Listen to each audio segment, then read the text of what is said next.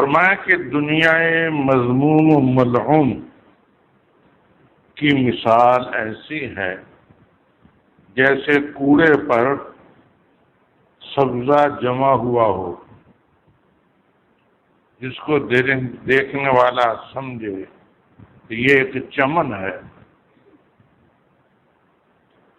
اور اس کے ظاہر رنگ و روپ کو دیکھ کر فریفتہ ہو جائے، جہاں پہنچے تو پخانہ بھر جائے۔ یہی حال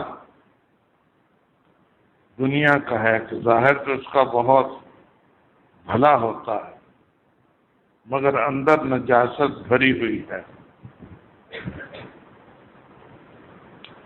یہ خوبصورت سانپ کی سی مثال ہے جس کا ظاہر تو اچھا ہے،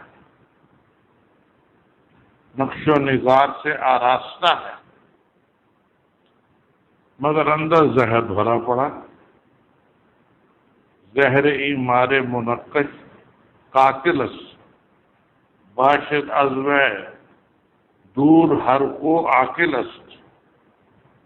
اگر بچے کے سامنے سانپ چھوڑ دو تو اس کی ظاہری خوبصورتی کو دیکھ کر اس پر فریفتہ ہو جاتا ہے اور اس کو پکڑ لیتا۔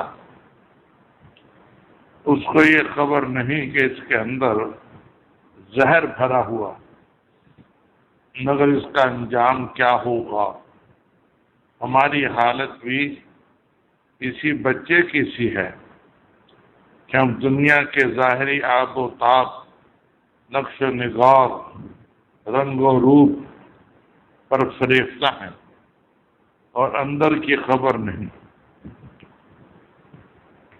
یہ بھی تجربہ ہے کہ سانپ جتنا خوبصورت ہوتا ہے اسی قدر زہریلا ہوتا ہے، اس لیے حقیقت شناس اس کی طرف رغبت نہیں کرتے۔